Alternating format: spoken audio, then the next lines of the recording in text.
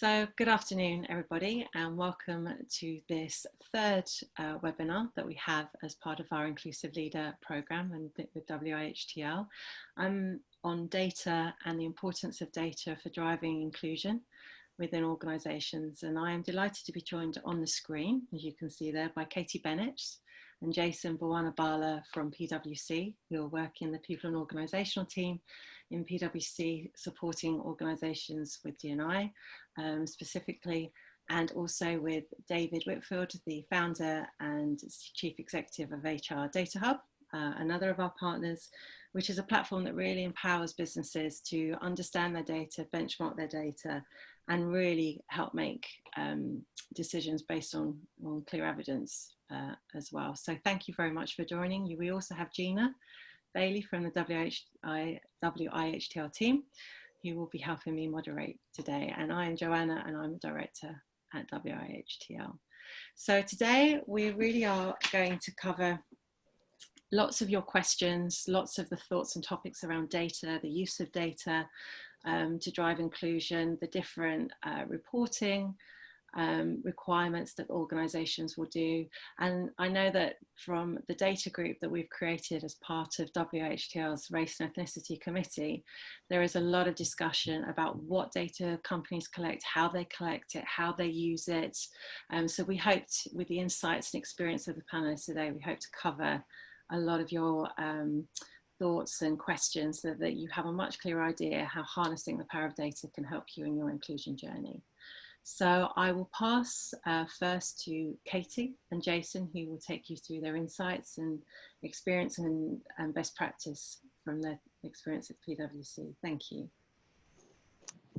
Thanks, Joanna. I think Jason, yeah, is just putting up some slides. Hopefully you can all see. So we're just going to very briefly share some thoughts around how and why you use data in this space, and particularly focusing on ethnicity data and ethnicity data pay gap reporting, because that is probably the area that's getting the most attention at the moment. I think we're going to have a panel at the end, but if you have specific questions as we go through our section, please do just pop them in the chat and hopefully we can answer them.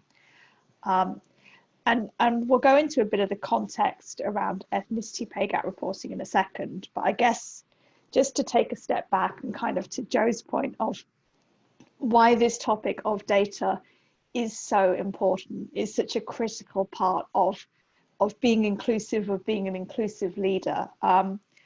What we've found ourselves when working with clients is that there is a reality that often there's so much energy and so much enthusiasm in this space, but actually when you take a step back, sometimes companies don't know where their biggest problems are. And so you'll be doing lots of great things, but if you pause and said, well, why have we decided to have a sponsorship program rather than focus on more inclusive recruitment? Why have we focused here rather than there? The answer will come down to, well, you know, we've heard that someone else has done that and it's great, or this seems like a great idea, or we were really enthusiastic and we came up with a sponsor. And they're all really good things, but actually what is missing from that story is the data. And what we believe and what we found is that if you really want to change, and change in a sustainable way, if you want your organization to look different, then the first thing you need to do is understand what it looks like now and understand why it doesn't look the way you want it to. So what is it about the way that people enter your organization, the way that people grow and progress, and who leads it, that means that when you get to the top, it doesn't look like the community that you were in, and it doesn't feel like an inclusive place.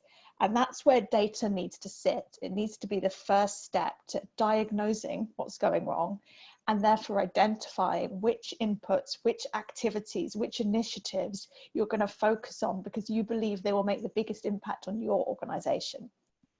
And that's why we always start when we talk about D&I and we talk about what action plans and strategies by saying, what does your data tell you? Who are you and where do you need to change? So that's a really big picture, I guess, on why we want to talk about data. The specific context of right now around why we're talking about ethnicity pay gap reporting is that you know, it's understandably, given the context of recent months of the Black Lives Matter movement, something that's very much on the agenda. From the government's perspective, there was a consultation coming up to 2 years ago around introducing mandatory ethnicity pay gap reporting. So kind of following the same path as gender pay gap reporting. And there was a petition a few months ago, a public petition calling for this. And in response to that, the government has committed to a response to their consultation by the end of the year. So we will know soon if regulation may be in place, and that will, of course, drive a lot of change. At the same time, we are seeing companies voluntarily disclose.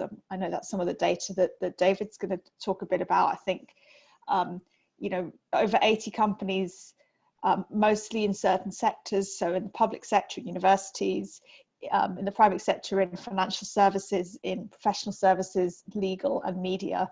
We've seen a number of companies begin to disclose, and we're also seeing a lot of organizations sign up for the Race at Work Charter. And one of the 5 provisions of that charter is a commitment to collecting diversity data, which is the first step to reporting. So we're seeing lots of things going on specifically around ethnicity pay gap reporting. And I don't know if Jason, you want to talk a bit about what's going on behind that in the market and what we're finding right now. Yeah, so I guess to begin with, on the topic of data collection, we'd like to collect some data from you. So if we can click through to the polling question, put that on screen. So I'll just launch the poll now. Awesome. So yeah, and I guess while everyone's sort of answering this question, we've recently done a pulse survey at PwC, a rerun of a survey we did in 2018 on the topic of ethnicity pay gap reporting. And just to bring out a few key statistics from those surveys, the percentage of companies now collecting ethnicity data is around 67%. As opposed to 53% 2 years ago. This is a survey of around 100 employers representing over 1 million employees. Of those that are collecting data, the survey also asked respondents whether they were calculating their pay gap, and that went from 6% in 2018 to 23%. So clearly a marked increase in the number of companies that are calculating their pay gap. And then on the topic of disclosure, this has gone up from 3% to 10%. So across the board, from data collection to the actual calculation of these pay gaps to disclosure, there's been significant increases in the proportion of companies that are paying attention to this. So we have, so in terms of the poll, so we still have a few people to vote. So I just encourage, we're at about 70%. So if the final kind of 30% just will do that, and if not, I will. And the second point was I tried to collect ethnicity data, but response rates are low. It's cut that off. But I think, okay, perfect. More people have voted. Thank you. Great. So the outcome of the poll is that 41% of the group have some data, but not quite sure what to do with it. 33% don't collect data in terms of ethnicity from their employees, and 26% do try and collect the data, but their response from their employees is low. Yeah, so I don't know if you agree, Katie, but that's kind of similar to what we've sort of seen in the market, that there's quite a few companies that are yet to gather that data, and therefore need to think about the sort of considerations when collecting data. And then there's organizations that, you know, have the data and are now sort of able to do things with it, be that calculating the pay gap or interrogating the data in other ways. Yeah, I think that's right. You know, we've been asking companies this question for coming up, 2 years now. And I think when we started, the majority would say we don't have any data.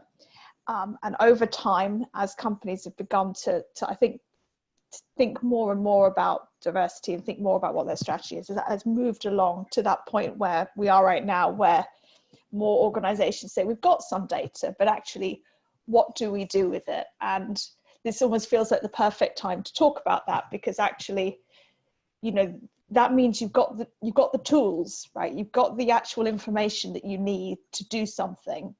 But this is a really critical moment, because having asked people for that data, having asked your employees to trust you, to tell you information, you've got to do something positive with that information, or you're going to lose some of that kind of goodwill and kind of belief that you really want to make some positive changes. So hopefully we can focus, we'll talk a little bit for those of you who don't have the data or want it to be better about how you go about that, but maybe spend a little bit more time saying, okay, once you've got something, what do you do with it to make change happen? Yeah. So firstly, we're just going to kind of start with if you've got no data. And I know we've got a really big kind of range of people on this call, so I'm going to go back to basics. So please bear with me if this is all completely obvious to you. And equally, if I start going too fast and using weird technical HR terms, then tell me off in chat as well. You're very welcome to. The challenge when we move beyond gender is that employers don't necessarily know other information about their employees. So legally, when someone joins PwC can say, what is your gender? They cannot say, please tell me, and this is mandatory, what your ethnicity is, what your sexual orientation is, if you have a disability, and other information of what we would call diversity data. You can only ask for it on a voluntary basis.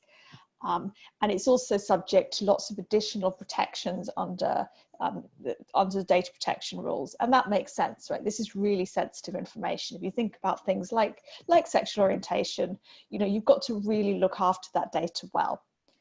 And because of those restrictions, because it's got to be voluntary, because you've got to look after the data carefully, that means some organizations just don't ask. And it often isn't built into a kind of standard system. And so for many of you who are sitting there going, we don't even have this, the first step is to say, well, okay, how do we go about doing it? And the overall message that I always share back is that quite often companies will say it's impossible because of GDPR, it's impossible because of legal, it's impossible because of systems. The fact that a number of companies, including some of the biggest corporate law firms in London, have shared their diversity data around ethnicity tells you it is not impossible legally. It requires you to understand the right steps. You need to understand how you do things, particularly in different territories. And you need to make sure you're asking the right questions. So one of the key things to think about is, say we're going to ask somebody their ethnicity, what are going to be the drop downs in the list, the categories you're going to select, because they need to be different in different countries, because different countries have different local populations. But that's kind of a design piece. So that piece you can usually get around. The systems might be more challenging, particularly for those in the hospitality sector. If I think about PwC as a big accountancy firm, we do publish this data and we've got really good data. And we spent a lot of time working hard on that, but we're also helped by the fact that the nature of what we all do is me and Jason and everyone else at PwC are all sat at our laptop every day. And that means that our one big complicated central HR system is something that I can get into right now, Jason can get into right now, wherever you are in the country, whatever you are doing, you all have a laptop and you can all get into the system, which means that PwC can ask all of us in the same way, please fill in this information about your HR, about your ethnicity, and it connects us to my record and you can do lots of great analysis, even if the data isn't always perfect. If you've got populations who are working in hotels, in restaurants, in pubs, where perhaps they're not on a system, you're not going to be able to do that. And so there's kind of recognizing that where you've got that sort of population, you might need to have some different tools and maybe use a survey, do something a little bit different to try and get that information from your staff. But you'll have to be careful about GDPR along the way, which means generally, please no paper forms. So that's the systems bit. but the final bit, and actually often the trickiest bit, and the bit that gets left for the last minute, is around communication. You are asking people to trust you with sometimes very private information. Why are you asking for it? What are you going to do with it? How are you going to look after it? Those are the messages you need to get out to people, because you are asking them to take an action and to trust you. So how are you going to get on with that? So clicking through to when you do collect ethnicity data, but your response rates are low. I think one thing to be mindful of is that you can actually start to gain insights with relatively little data, albeit with lower confidence. So one of the things that we do with organizations is look at areas where self-identification may be low, and that could help you build a targeted communication strategy if a particular part of the business isn't engaging with this data collection exercise. You can also use that to sort of build personas around the potential reasons as to why people may not be disclosing, and using that kind of create communications that are relevant to the employees that you have. Yeah, and again, this just goes back to communications. When you're trying to enhance that, it's working out why people might not be sharing this data, and then focusing further communications on that, and recognizing that you will have different groups of employees who you might not get data from for different reasons, and trying to understand that. And maybe for some it's around trust that you're looking after the data. Maybe for some it's as simple as the system doesn't work properly for them, and so it just doesn't happen. Or you may have some people who see a communication where the headline is diversity and think, oh, that's not about me, and so just don't read it. So how are you going to work with those different groups and get all of them to read and engage and think, okay, I get this is important, I get why it's a good thing to do, and I'm going to do it. So thinking through those and creating nudges or different messages or using different groups to communicate can all help to improve your data quality as well as quantity, because that's the other thing that can happen is if you don't kind of get the communications right, you might get people actually giving you incorrect information. And I guess, yeah, finally, so if you have data, there's a few things that you should think about using it for. So I think looking across the entire employee experience to ensure fairness, in areas such as recruitment, progression, and attrition is important here. So once you've got that ethnicity data, you could do much more than just calculating those pay gaps. Taking an inclusion lens, so supplementing qualitative data about how people feel and whether they feel valued in the workplace will really help you broaden out the sort of dialogue beyond diversity. And targets. So we at PwC are quite target focused and set gender and ethnicity targets for all of our business lines. And we've even linked this to the pay of our partners. And we did this in a sort of scientific way by looking at the way the organization has changed in the past and projecting this into the future with a few sort of targeted interventions. So I think it's quite important to use your own data and experience in order to set those targets. Yeah, I think, and I know, Jason, we've got some examples on the next page, but I think, there is a message that however basic you may think your data is, it can still give you insight. It can still tell you things that are really valuable. And whether or not you choose to disclose, and we intentionally talk about the road to disclosure, because depending on how good your data is, how confident you are in it, and if you understand why you have a pay gap and what you're going to do about it, it may take a little bit of time for you to be ready to put that out in the public domain. But asking questions of your data is something that you can do immediately once you have it. And I'll give a kind of example, because I know this sounds sort of kind of theoretical, but say you go out, you collect your data, you get it back for ethnicity, and you look at it and you get told something that maybe you already know, that at the top of your organization there is very little diversity from an ethnicity perspective. Well, okay, that tells you something. You know, it might make it a little bit starker, and it can, even just that information can be a powerful tool to communicate to leaders, because it really kind of shows clearly where you are. But once you have that information, you can then begin to hypothesize with the data and say, well, okay, why might that be the case?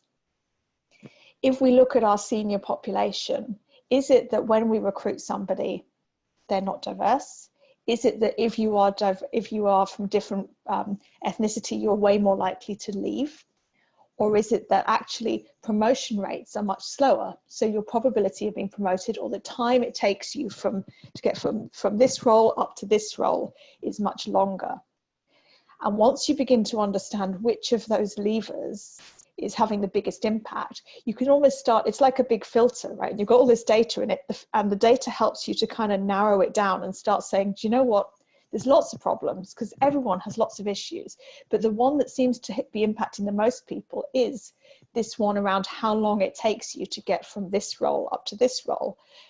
So let's start asking why that might be. Let's get more detailed. Let's start looking at, you know, if you have performance ratings, do they look different for different ethnicities? Are some people more likely to have a sponsor or to go on training programs? What are the factors that are different that could explain what's going wrong? And that's the point where you might begin to use more qualitative information to start talking to people and asking about their experience. But hopefully you can see that you can use a big starting point to begin to identify, where is there an action I can take that data tells me will really begin to move the dial on the issue that I most want to address? So we have a few analytics examples, but I'll quickly talk through two of them because I'm conscious of time. The rest will be included in the deck. So I guess a quick win once you have the data is to sort of follow the same methodology for calculating a BAME pay gap as a gender pay gap. But it's important to supplement this analysis by looking at all of the gaps that you can. So looking at different ethnicities and the gaps within each of those groups. So I've seen it before where there might be a 0% BAME pay gap, but you might have a positive Black pay gap and a negative Asian pay gap that are sort of balancing out for the overall picture. So in order to really scrutinize your data, it's best to look at all of those gaps. And the visualization we have on the right-hand side, this sort of pink color represents places where we have no data. And in this case, you can see that the junior grades have disclosed less, and therefore the gaps that you're disclosing will likely be skewed by this because of the relative difference in where disclosure is high or low. So it's important to, you know, use this information to gather more data. And yeah, we spoke a little bit about analyzing inclusion, and I think here's a sort of example of how you might do that, where you collect data on certain dimensions of inclusion. So in this case, we've used connection, fairness, and trust. And this is just through indexing by sending out a survey to all of your employees, how they feel. And then you can sort of break that down by each of these demographic groups, you know, gender, ethnicity, and you can also use this to do an intersectionality analysis, as you can overlay multiple diversity metrics in order to understand the sort of unique experience that each employee has.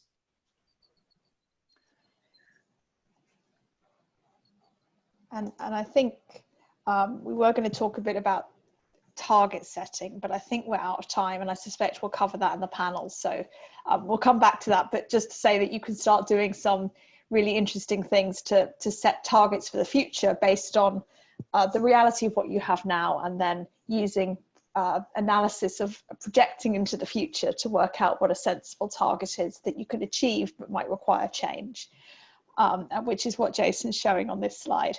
I think we should probably stop here. I know we've had one question, so I'm just going to quickly cover that briefly, but then we can come back to it maybe in more detail later.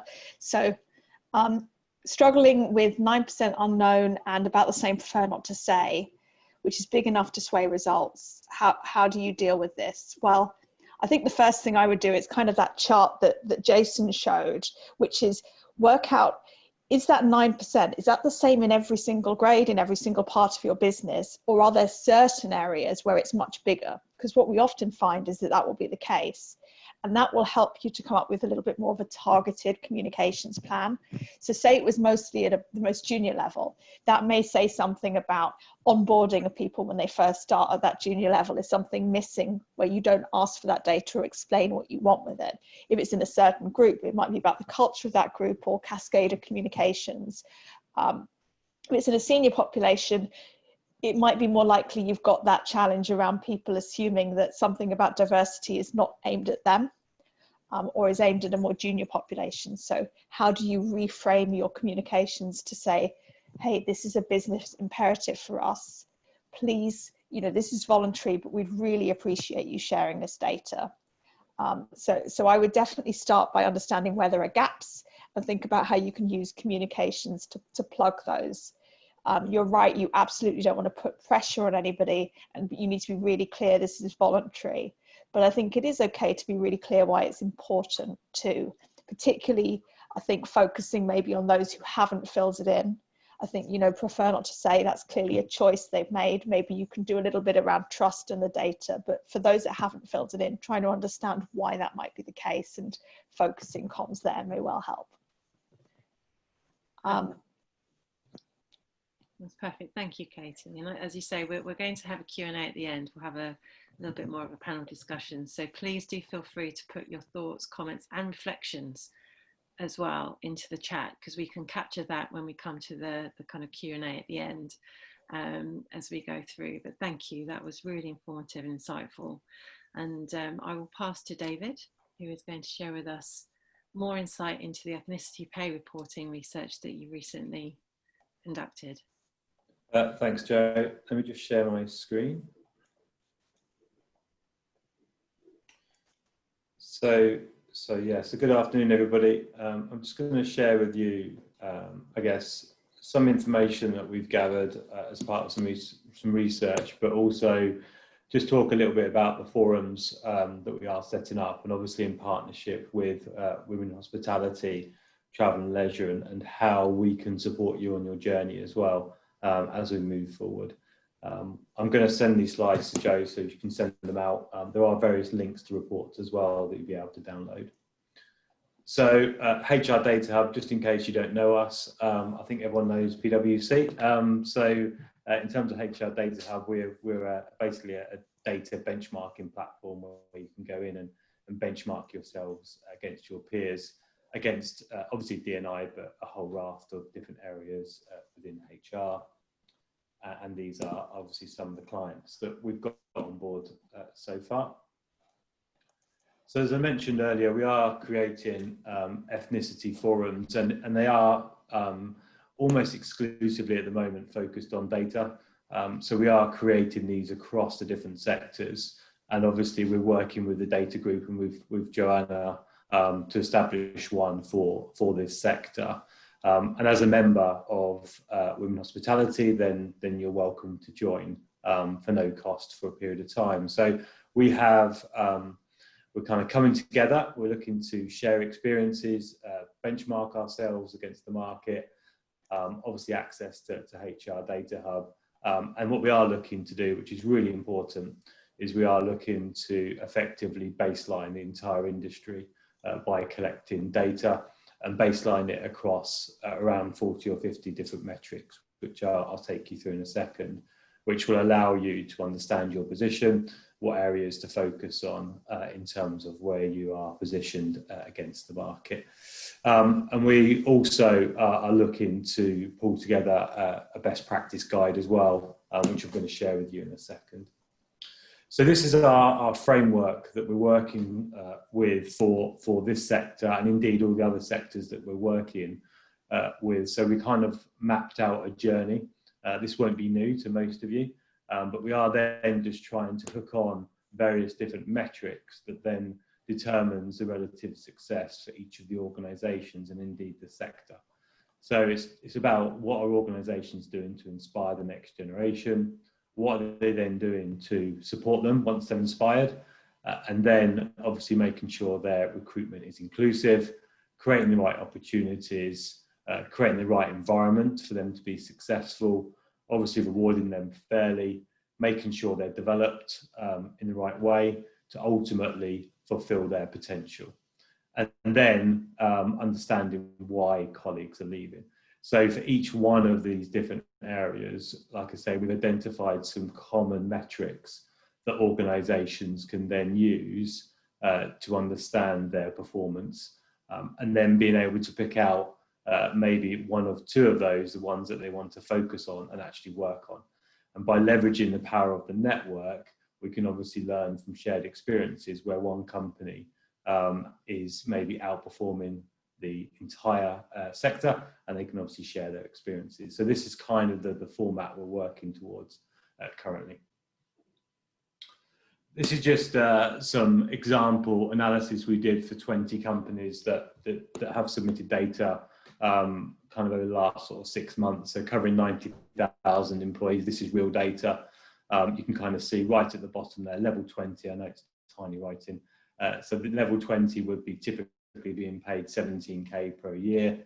Of the BAME colleagues, and I don't like the word BAME, but I'll come on to that in a second, 70% were BAME in that level. And actually look at intersectionality and include female, it jumps to 77%. So really quite shocking numbers. And if you look further up the organisations there, it just becomes almost negligible. So this is a type of analysis and granularity that we're going to get to for the sector, including bringing in other elements outside of award, such as I said before, succession planning, development, performance, etc.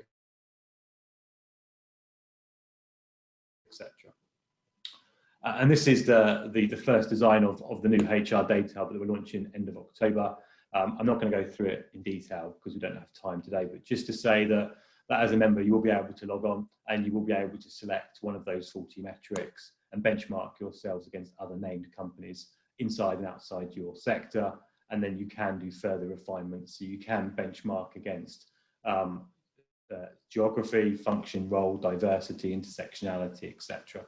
So you can get some fantastic information. And of course, we take your data and we organize it into those metrics for you on your behalf. So we play that back to you, and then you're able then to overlay the external market to see how you're performing, which again is quite important for you to understand which areas to focus on. And this is the fairly simplistic but model we're kind of working towards as a forum. So for each one of these boxes, we are working with companies and with D&I experts to create support, academic research, surveys, case studies, for each one of these boxes to support our members. So right at the beginning of the process, I think we've already spoken about this, is around executive support and business case, making sure you get buy-in from the top. And then it's all about trust. And this is probably the biggest and most important step that any company can make when they're starting on this journey.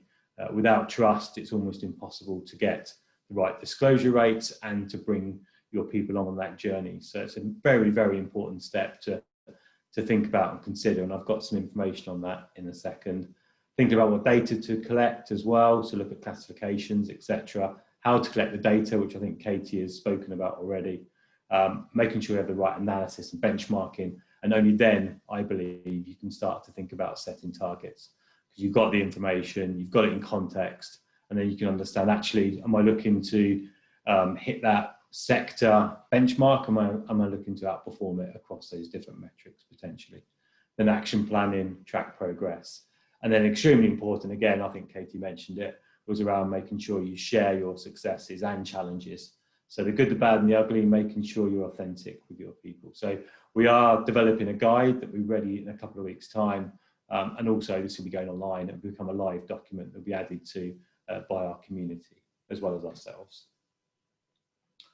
The business case, I guess most of you already understand that the business case is compelling for diversity. This is not new. McKinsey did a groundbreaking piece of research in 2015. I think they have just recently updated it as well, talking about the financial returns possible for a ethnically diverse organisation. Also, we found some other research carried out by SSE, which is the big energy company, with another company that kind of came with their findings was that every £1 invested in inclusion yields a £15 return. So if you are looking for a business case, then I would look at that research. And if you look at the bottom of the page there, we have included the links. So when we send the slides out, by all means do click on those, and hopefully you can read some really interesting findings. And then also Boston Consulting Group, they also do some great work, and they just talk about diverse management having 19% higher revenues due to innovation as well, because it's that breadth of thought that can obviously lead to innovation within an organisation. And yeah, building trust, again, I think, I don't want to go on it too much, but this seems to be the most important step on the journey. It's not particularly complex from a systems perspective, but it really is the challenge is generating trust with people. They're always going to be wary about sharing their personal data. And a great deal of work is required to make sure they trust you, making sure you are collecting their data, storing their data, using it in the right way before you even start to even ask them for that information. And be really clear, at the end of the day, what are you trying to achieve as an organisation? And try to use people's stories. It's really important, shared through video, etc., to increase your self-declaration. This was a video that I recently spoke to LNER, and I thought I'd share with it today because I thought what they've done. They've improved their disclosure rate to almost 100%. And they recently ran a campaign. So if you bear with me, this video is just a couple of minutes long, but I thought it'd be great just to share with everybody. So I'll just play the video. Up and down the country, we help thousands of unique and diverse customers get from A to B. That's why it's important we build a workforce which reflects the communities we serve, and a culture where colleagues are 100% comfortable being themselves. There's a big opportunity to help more people from different backgrounds get into and progress in our industry. And at LNER, we want to play our part. To help us do this, we collect information during the recruitment process about a candidate's characteristics, including their age, gender, ethnicity, sexual orientation, any disabilities they have, and their religious beliefs. However, in the past, this hasn't always been the case, and that's where we need your help. We're asking all our existing colleagues to update their employee information with these missing characteristics.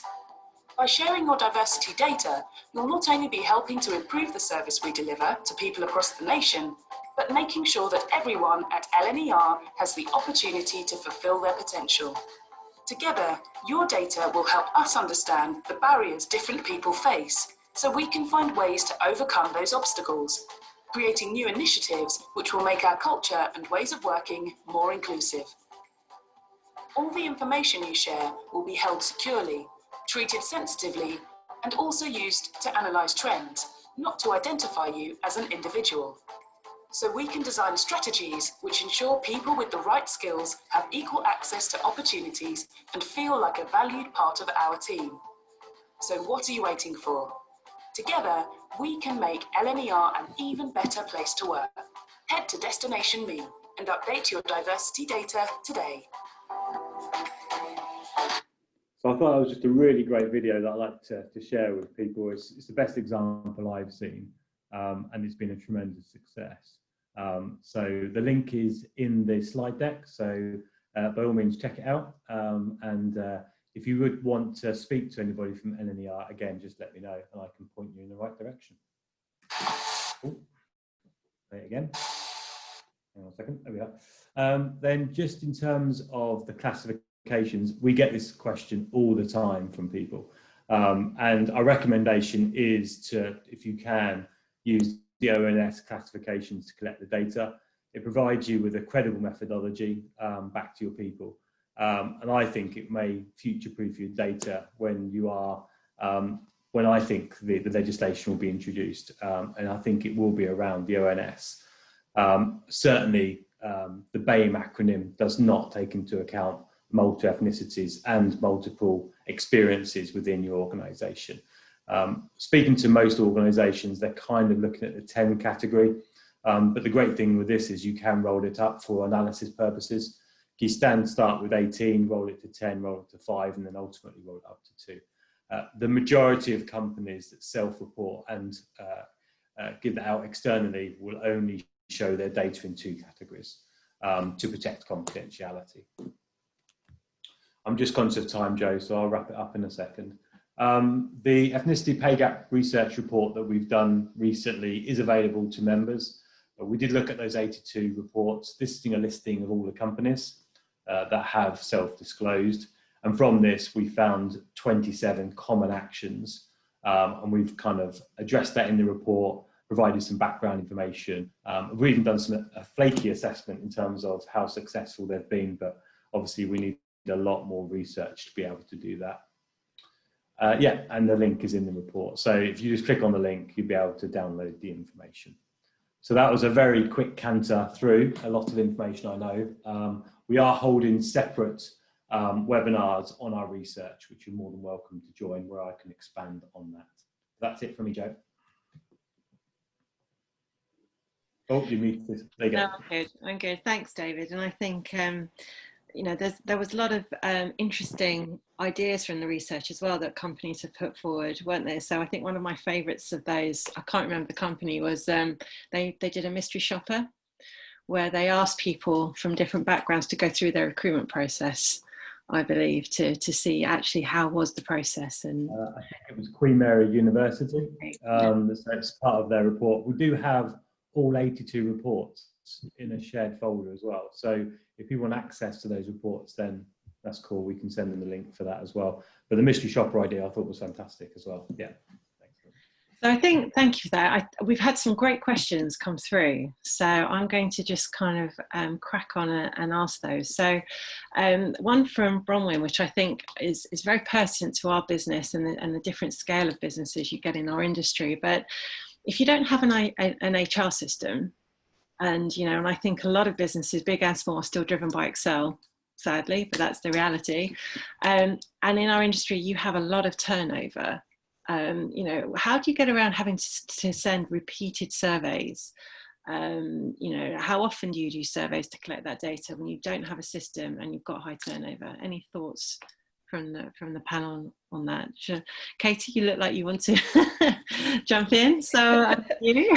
Yeah, I mean, it's such a good question, and I don't think there's a perfect answer to it. I mean, I think one thing I would say with surveys and the kind of link to systems is it is really important to understand what you can and can't get from a survey depending on what you're trying to do it, and specifically if you want to do pay gap reporting, if you want to do analysis, then you have to do a survey where you can link the responses back to an individual person's record to payroll in some way. So if I want to do pay gap reporting, I need to know that, you know, ID 631 Katie Bennett considers herself white. Otherwise, I can't do the reporting. So I guess that's where I'd say the first thing to decide with the survey is, do you want it for that? Because then you need some sort of way to identify an individual in a way you can link it back to your Excel sheet, to your payroll, to whatever. And that may make it more complicated, but I guess the plus side of that is once you have that data, then for people who stay, you will have that in their record. So I think it's worth thinking about that piece. And I guess then as far as repeating it, what we would always say, and it's in fact something we do at PwC, is we remind people annually to share this data, even though we have a system we can use. So an annual survey might be the answer, but actually the really key part, and I guess it was kind of in that LNER video, is around doing it at the point of recruitment. The easiest time to get this data is when you're recruiting somebody, because I've already sat down filling in 20 different forms about different things and about my address and my NI number and my bank account. I'm in a mindset of A, doing admin, and B, sharing personal information. So it's the best time to ask. So if you can find a way to do it then that will mean that maybe you need less surveys and you'll still get quite good data once you kind of got your baseline. I think that's really, really good insight. And another question that we have, and we spoke about targets, and I think from a general perspective, it'd be great to hear the panel's view on, do we set targets? It kind of feels like yes. So, but how do you make, how do you not set yourself up to fail, either externally or internally as a business? We had a great question as well from Danny to say, how do you do it without showing tokenism as well? So if you're setting targets, is that the same as quotas? And how do you avoid that tokenism? So there's about 3 questions in there in one, but maybe if I come to you, Jason, first about, the setting of targets, what is your thoughts and advice about how companies go about doing that? Yeah, so we alluded to this slightly earlier on, where we followed a process at PwC where we looked at the historic joiner promotion and attrition rates. And we found that this was actually, because we've done it in the past, and we tend to track quite closely to this, because you only deviate from those rates slightly each year. The rates themselves change a little bit. But what we did was we set aspirational targets about if one of the joiner rates was particularly low, say at senior grades, we would say over the next 5 years, we want to move the dial on that joiner rate by a certain percentage. And in order to do that, we're going to have a real focus on female recruitment, for example. So it's kind of trying to work with the input parameters rather than the output and changing those targets. In terms of communicating those targets, or milestones as well, because they can be driven as milestones, what are the panel's thoughts on actually communicating and the transparency of those targets? I mean, I guess that's where the quota versus target piece is so important. Many organizations don't have quotas, and a quota is essentially saying the next person we hire needs to be a woman, whatever it is, from an ethnic minority, in order to meet a specific number, whereas a target is an aspiration. It's saying, to Jason's point, we've looked at where we are right now, and we think if we change X, Y, and Z, we can get here by this date. And so our aspiration, our expectation is that hiring will be balanced, that promotion rates will be proportionate. And if that doesn't happen, we're going to ask why. But I think that kind of repositioning is really important. And I think that's where the input targets really help too. So if I can say to a leader, okay, we want to be 50-50 in our senior leadership team by 2025. But I'm not asking you to focus on that number. I've worked out that to achieve that, we need to make sure promotions are fair at our senior manager level every year. So my ask of you is, when you look at your team, I want you to take a step back and test, are promotion decisions fair? And if they are, great. It doesn't matter if year on year it looks slightly different, that's fine. But your responsibility as a leader is on this input, not on the output. And reframing like that, I think, really helps, because it's quite difficult for any of us to understand how to change everything. But if you tell me an action to take, that's a lot easier for me as a leader. And I think some of the webinars that we've had already in the series are very much about, we've had commentary from leaders who feel that their business or their leaders are not on board. But that doesn't mean to say that you don't take that within your own realm to say, this is what I'm going to do in terms of trying to understand, so as you say, you can't take on necessarily the world, but I think there is a personal responsibility as well, I think, in there. I'm conscious of time, so we've had a question about the classifications, David, so I will come to you. So a question from Janet: are the ONS classifications the ones utilised in the 2011 census? Correct. Yeah, they're the ones that are there at the moment. I think the government is still deciding whether or not they're going to run a census next year, given everything that's happening with COVID.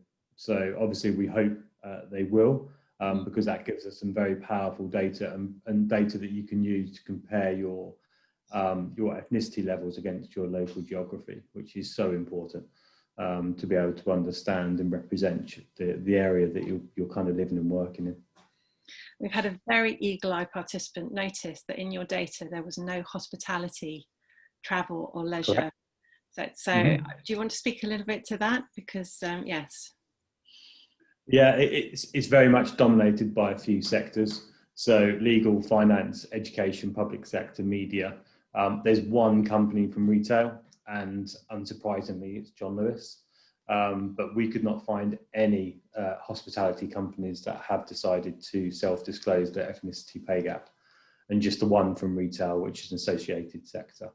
And this kind of aligns to a lot of the conversations I think we've had already, is that that data collection, a lot of companies are right at the start of their data collection from this sector, which is obviously why we are looking to try and support them in the right way in this journey.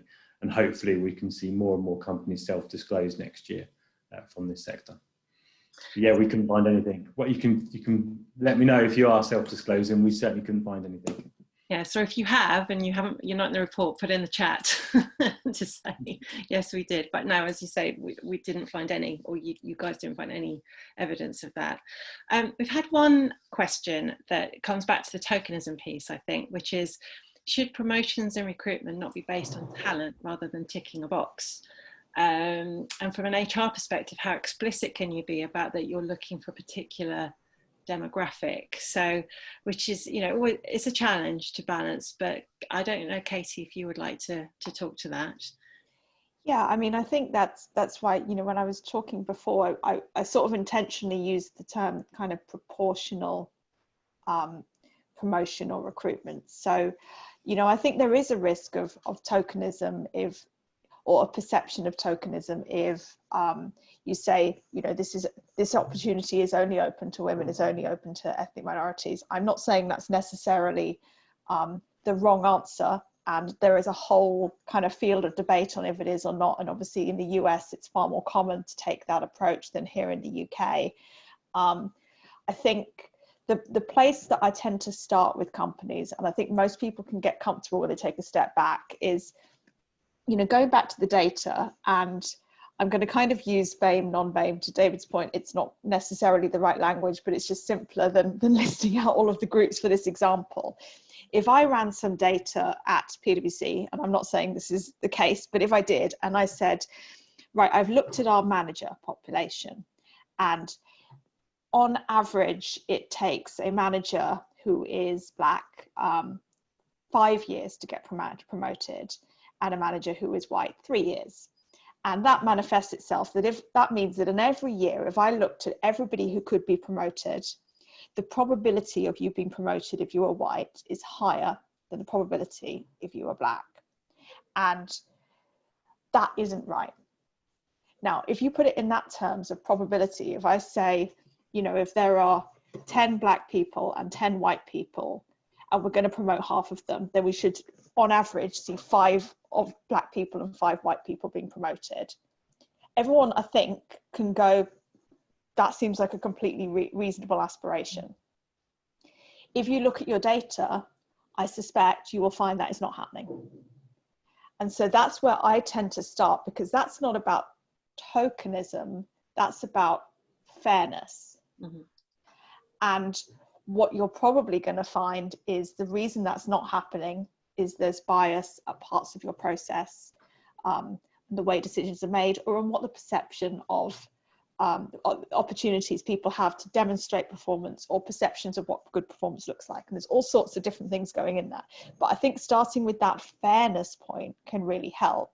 And I think then if you do particular programs for different groups, you can say, well, that's because there is an unfairness that we need to sort out. Mm-hmm. Perfect. Thank you, Katie. And I think you just touched on something there that I think we'll wrap up with, conscious of time. A lot of the businesses that we work with are global, or at least outside of the UK, where legislation is different, the collection of data is allowed, not allowed in various countries. What is your advice for businesses that have that challenge to be able to see holistically about their talent, but are restricted by legislation or, you know, whatever that might be on a global perspective? For Jason or Katie or David?